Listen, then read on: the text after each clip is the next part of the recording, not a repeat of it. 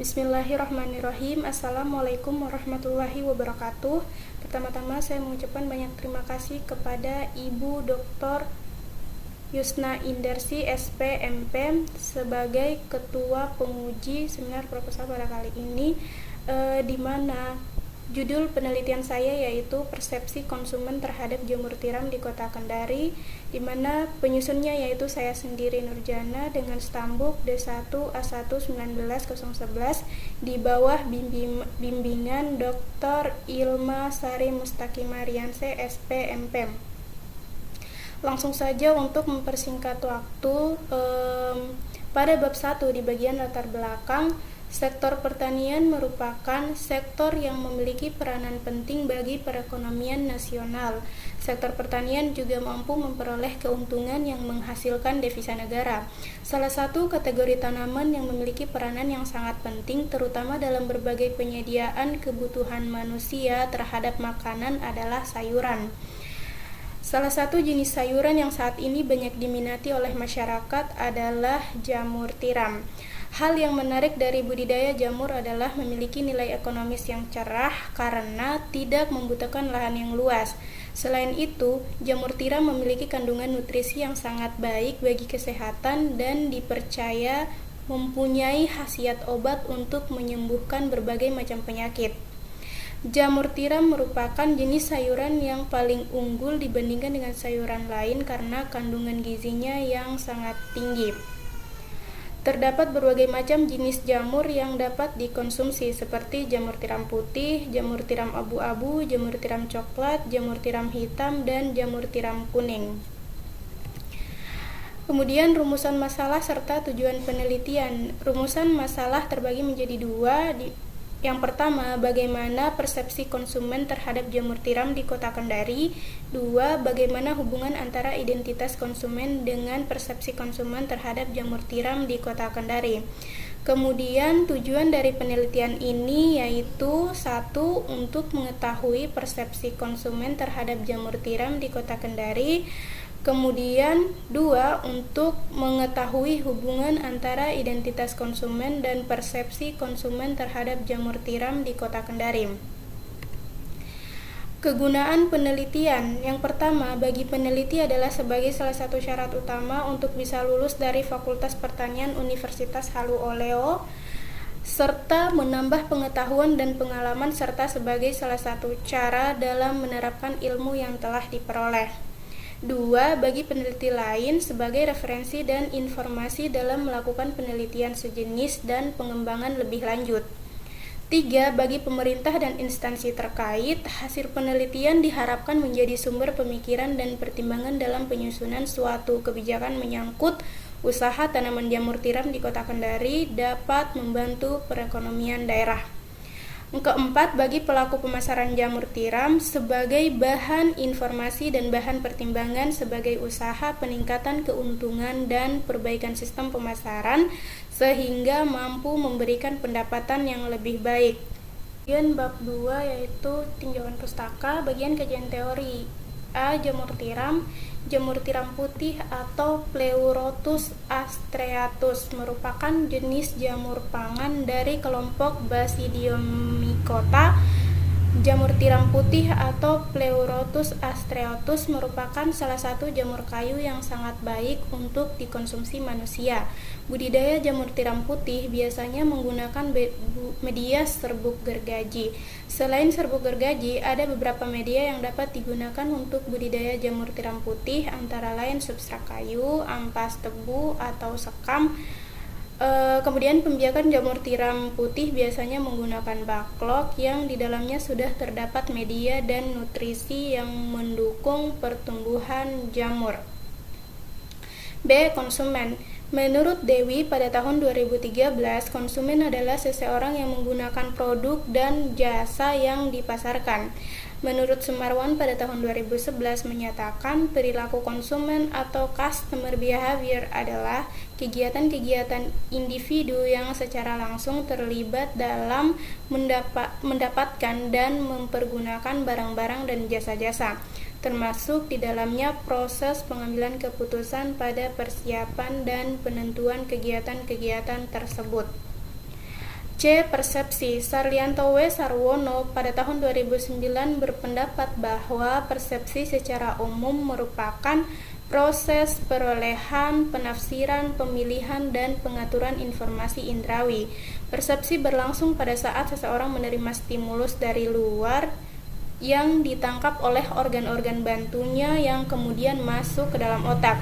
Persepsi merupakan proses pencarian informasi untuk dipahami yang menggunakan alat penginderaan.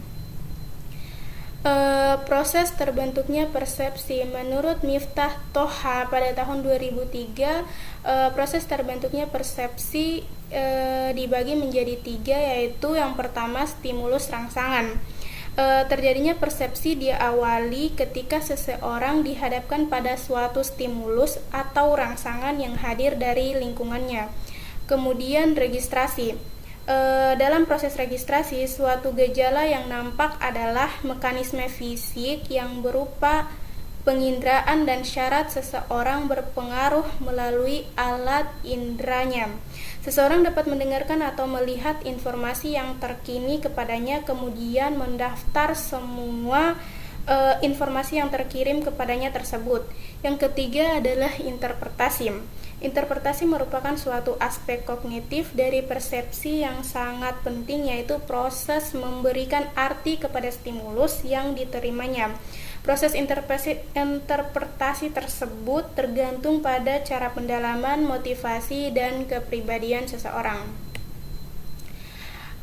Selanjutnya, menurut Gibson pada tahun 2000 menjelaskan bahwa faktor-faktor yang mempengaruhi persepsi pada dasarnya dibagi menjadi 2 faktor, yaitu faktor internal dan faktor eksternal.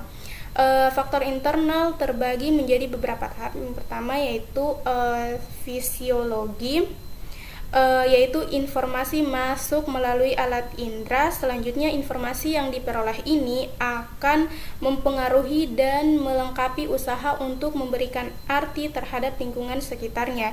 Kapasitas indera untuk mempersepsi pada tiap orang berbeda-beda, sehingga interpretasi terhadap lingkungan juga dapat berbeda.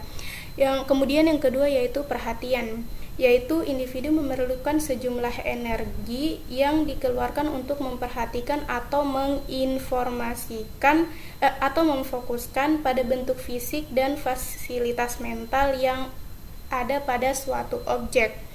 3. Minat, yaitu persepsi terhadap suatu objek bervariasi tergantung pada seberapa banyak energi atau perceptual vigilance yang digerakkan untuk mempersepsi. 4. Kebutuhan yang searah, yaitu faktor ini dapat dilihat dari bagaimana kuatnya seorang individu mencari objek-objek atau pesan yang dapat memberikan jawaban sesuai dengan dirinya. 5. Pengalaman dan ingatan, yaitu pengalaman dapat dikatakan tergantung pada ingatan dalam arti sejauh mana seseorang dapat mengingat kejadian-kejadian masa lampau untuk mengetahui suatu rangsangan dalam pengertian luas. Yang terakhir yaitu suasana hati, yaitu keadaan emosi mempengaruhi perilaku seseorang. Mood ini menunjukkan bagaimana seseorang dalam menerima, bereaksi, dan mengingat. Kemudian yaitu faktor eksternal, antara lain ukuran dan penetapan dari objek stimulus, yaitu faktor ini menyatakan bahwa semakin besarnya hubungan suatu objek maka semakin mudah untuk dipahami. 2.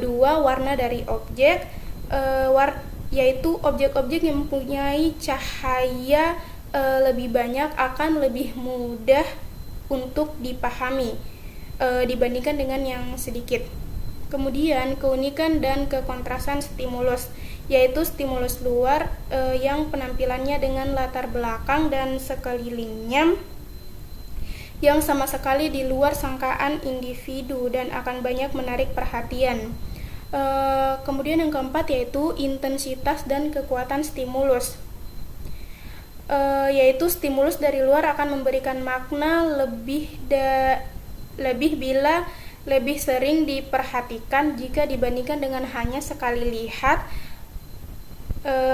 Kemudian yang kelima yaitu gerakan atau motion, yaitu individu akan banyak membeli dibandingkan objek yang diam. Untuk waktu dan tempat penelitian ini dilaksanakan di Kota Kendari, Provinsi Sulawesi Tenggara. Daerah penelitian ditentukan secara sengaja atau purposif. Untuk waktu penelitian dilaksanakan pada bulan Desember tahun 2022 sampai selesai. Kemudian populasi dan teknik pengambilan sampel. Populasi dalam penelitian ini adalah seluruh konsumen yang mengonsumsi jamur tiram di Kota Kendari. Dan penentuan sampel konsumen jamur tiram dilakukan menggunakan teknik purposive sampling, yaitu penentuan sampel dengan sengaja. Kemudian jenis dan sumber data.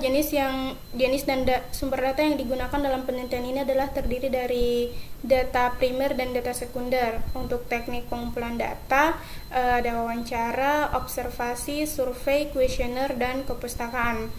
Kemudian untuk variabel penelitian, yang pertama yaitu identitas responden yang meliputi tingkat umur, jenis kelamin, tingkat tanggungan, tingkat pendidikan, jenis pekerjaan, dan tingkat pendapatan.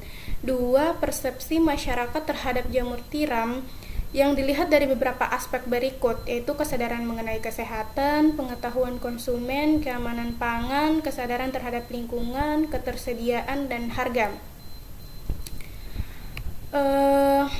Lanjut ke konsep operasional. Yang pertama yaitu perilaku konsumen, 2 konsumen, 3 responden, 4 identitas responden yang terdiri dari beberapa seperti umur, jenis kelamin, pendidikan, pekerjaan, dan pendapatan.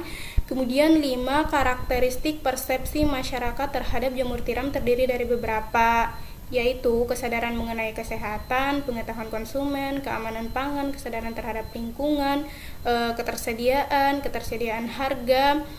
Kemudian yang keenam yaitu skala pengukuran yang digunakan dalam penelitian ini adalah skala Likert.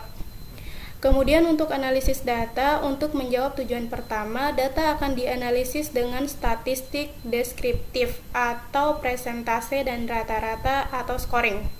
Untuk menjawab tujuan kedua, yaitu mengetahui hubungan antara identitas konsumen dengan kepuasan konsumen terhadap jamur tiram, akan digunakan analisis chi-square dengan rumus sebagai berikut, yaitu xi kuadrat sama dengan delta K per R, delta KR FO dikali FH kuadrat dibagi FH, di mana FH sama dengan delta FK kali delta FB dibagi delta R.